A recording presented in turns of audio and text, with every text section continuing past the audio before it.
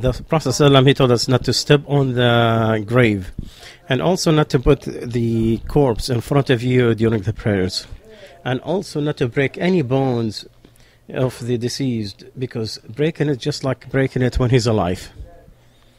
We live in this country, and we don't have the families that take care of the deceased, and to take care of the deceased family. We still have the big family, the Islamic community. For it, it has the responsibilities that it was in the East with our families, from our immediate families. But there is a lot of rewards that we miss, and we don't take care of, and we're not aware of it. On how many mountains of deeds that we missed. Listen to this hadith, and this is one of the authenticated hadith. Whomever washed a deceased person, whomever washed a dead person, and he kept everything sealed, he is forgiven 40 times. Because sometimes you have some signs of the good end, or some of the bad end. So those who wash the corpse have to be trustworthy, and not to expose anything of good only. So whomever washed a deceased person, he did not expose the faults or anything wrong, Allah will forgive him 40 times. And whomever covered the dead person, Allah will give him cover from the sundus and the clothes of Jannah. Another who dug the grave and buried the person or put him inside, then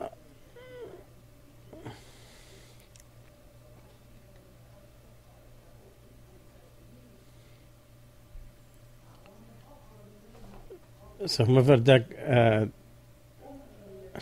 a grave for a dead, he will have a reward of a place of living until the day of judgment.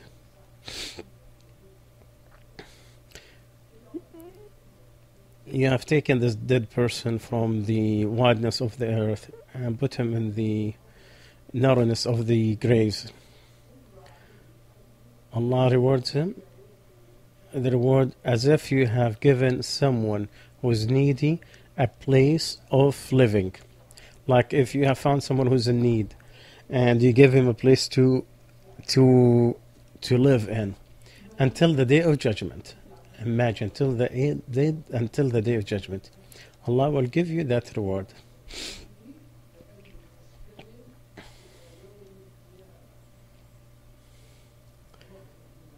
Ameen. Ameen. Ameen. Of course, we enter the cemeteries. There's a dua that all of you know, and it is Assalamu alaikum, house of believed people, and inshallah we will be following you. So you're reminding yourself.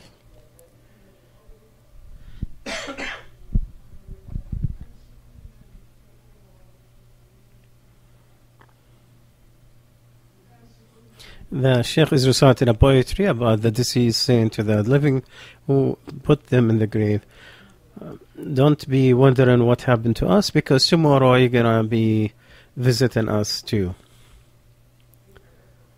So why you're happy with this life and all these wonders when you're going to end up the same way?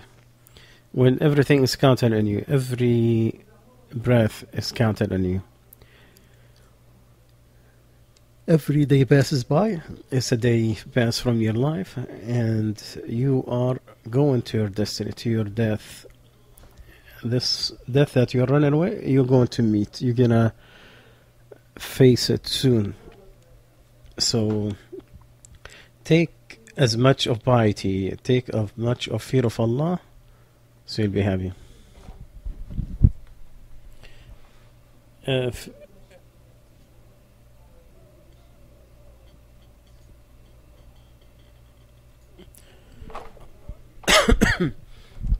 every day that passes by, he tells every creature,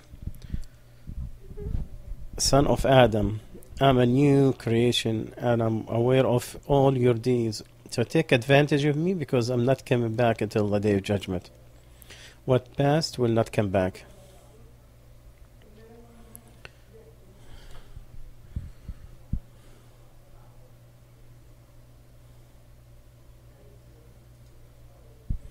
And at the end of time will be rushed, and you'll find a year will pass just like a day, and the whole day is like a 1 hour until everybody meets Allah Azza wa Jal. So when they see the day they were promised, as if they have not stayed more than 1 hour for a day. This is a declaration from Allah Azza wa Jal. Are you aware of it? Are you going to be aware of what's going on around you? When you're going to wake up, it's when the death comes in with the truth. This truth that you heard before, but you ignored. Now you're seeing it with your eyes. Allah says, now we uncovered the veil. Now your sight is very strong like metal. So today you're seeing everything. Ask Allah Azza wa Jal the safety when this happens to us. Ameen. Allahumma salli ala Muhammad wa ala alihi wa sahbihi ajma'in.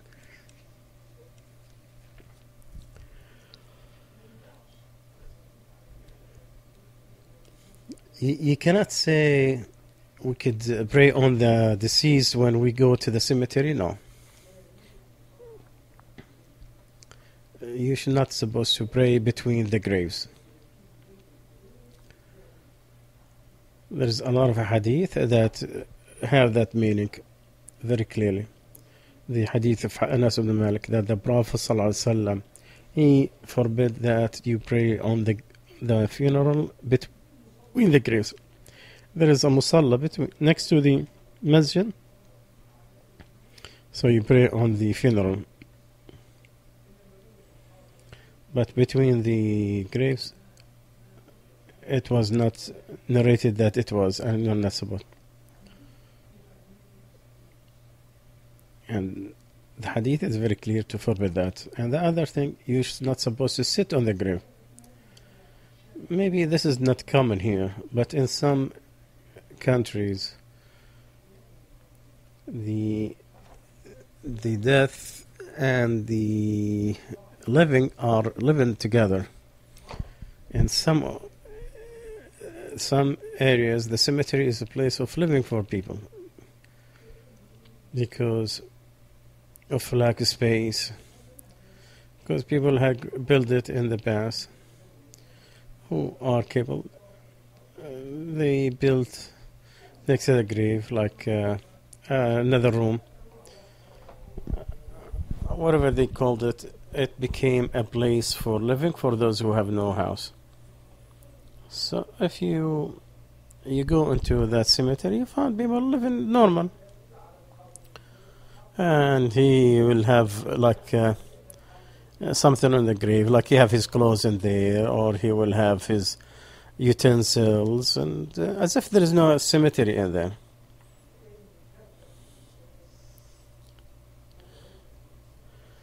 And the Sheikh is saying a statement that when you get used to something, it makes you not feeling. You don't have feeling the severity of the problem. And unfortunately, it's that place is a place of adultery. A lot of people who in those Muslim countries, they go to those cemeteries and they commit adultery. A lot of adulterers, whether in Muslim countries or here even, that they use cemeteries as a place where they seclude with the other partner and they have sex. And this is really strange.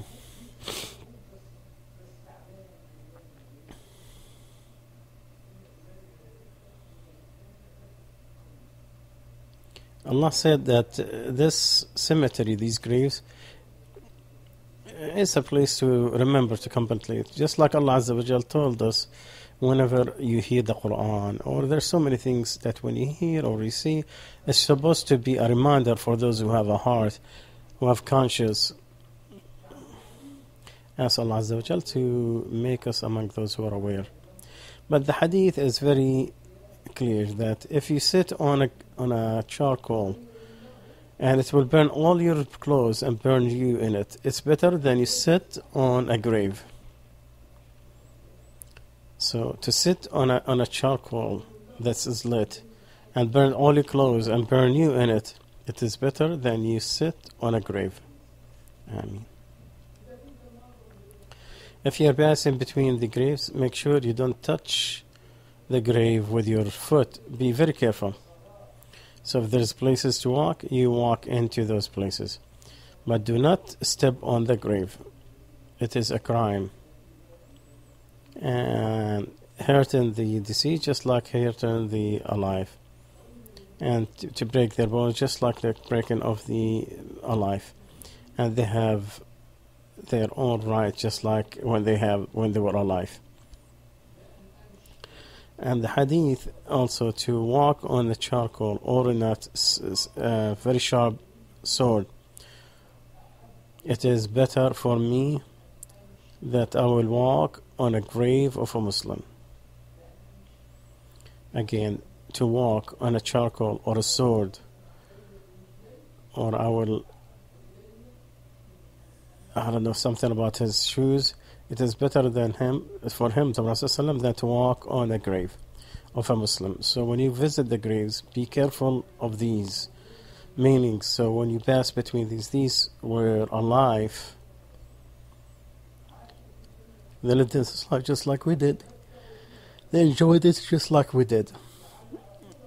Maybe some of their sanity is better than ours. Their bodies may be stronger than ours. And death came with no appointment.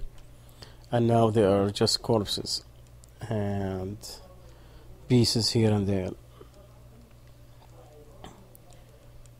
And their bodies is torn or worn away. It was said that Ali ibn Abi Talib, he took a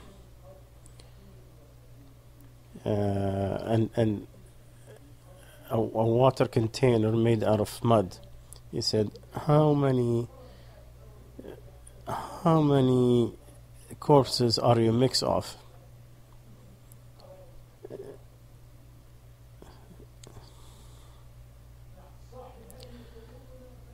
So these graves are the graves, they take a lot of spaces nowadays. So where are the graves since the beginning of humanity? Then you will find not a place to live in.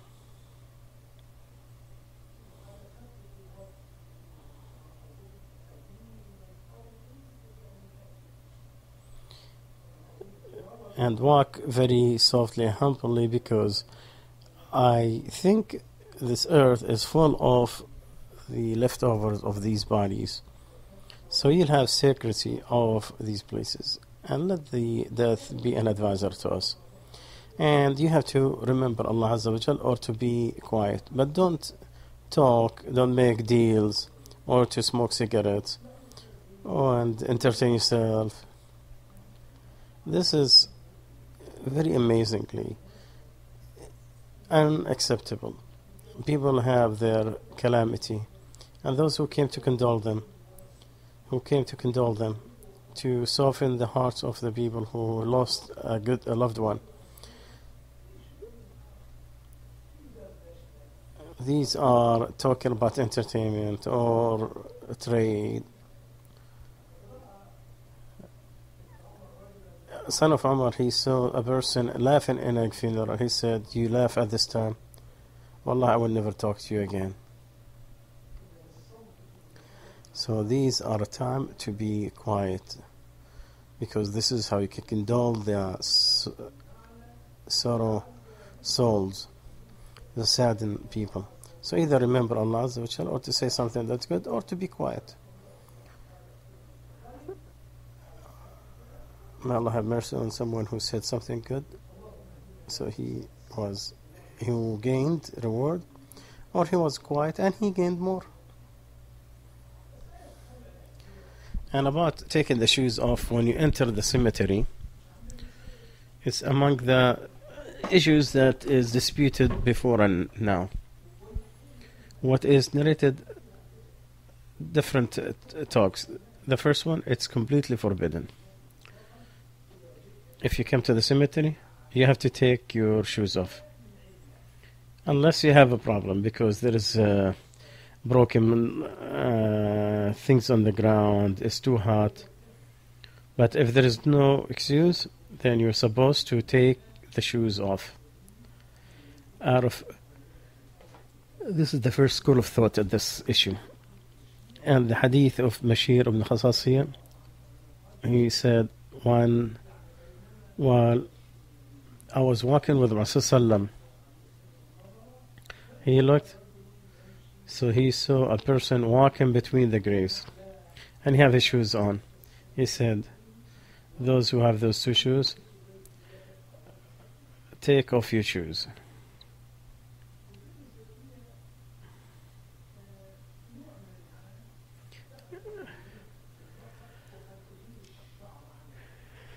And the Sheikh has explained the word sabtiya. It's type of shoes that people used from the rawhide, and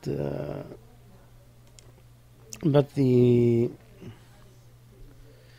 Ibn Hazm he made only on this type of shoes. Anyway, let's talk about this companion who said that it is obligatory on those who come to the graves to take off their shoes, except they have a problem, like there is thorns or it's too hot. The other opinion, which was chosen by Imam Ahmad, to take it off, as is recommended to take off the shoes. It is the choice of Ibn Qudama in his book Al-Mughni.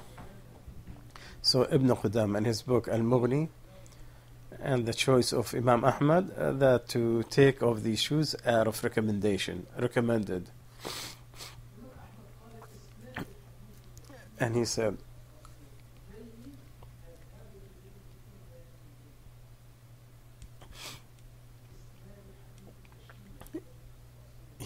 the narration series, it is good, and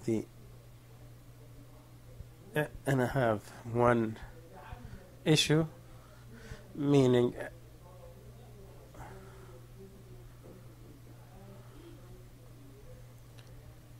and he put an excuse, which is the hot weather, or there is things that doesn't prevent you from walking without shoes, like there is broken glass and it's not something you could walk in and stuff like that. The third opinion, that you can walk with the shoes, and they use the hadith of Anas. The Prophet ﷺ said that the servant, if he is sent in his graves and he's left, so the angel already asked him, and his companions, their friends, left him, and he could hear the knocking of their shoes. So they said, in the saying of the Rasul, that he hears the knocking of their shoes, allows the wearing of the shoes.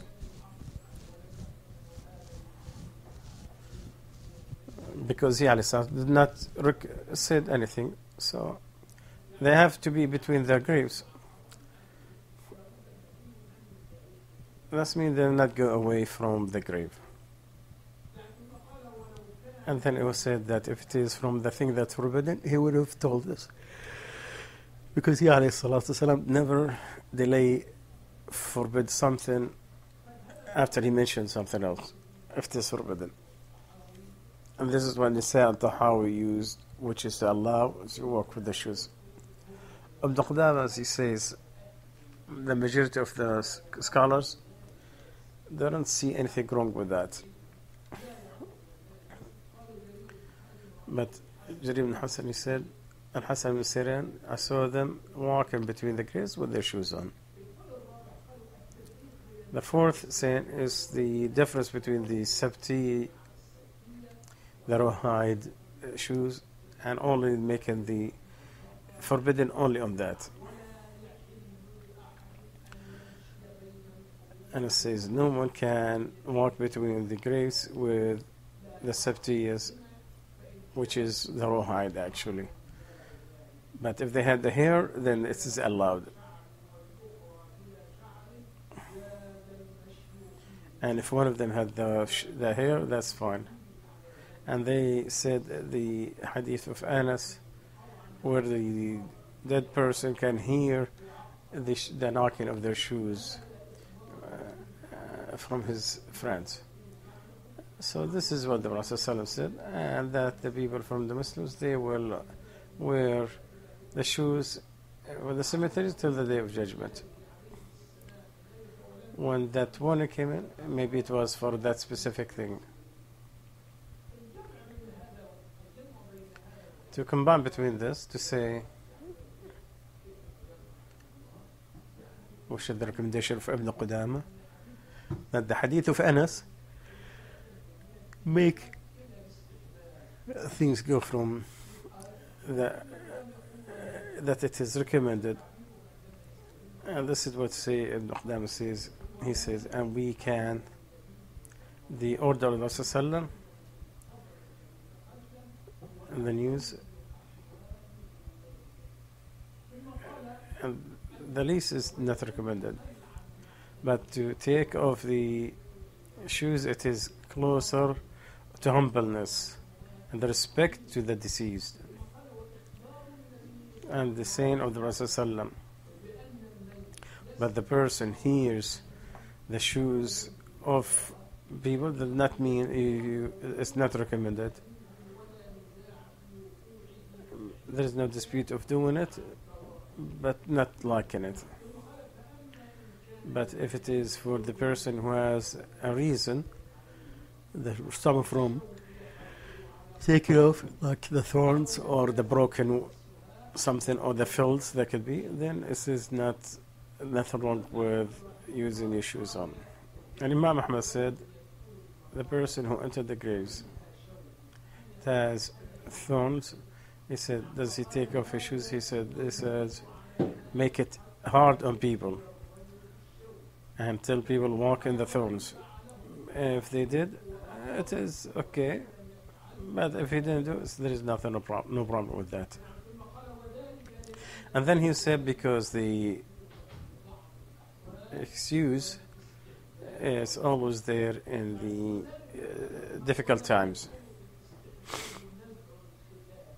And in the recommendations, you don't take the khufaf, which is just like the socks. It's made of leather or vinyl. And Imam Ahmad, he used to wear those khuf, which is, as we said, it is like leather socks. And he used to take off shoes, but he leaves the khuf.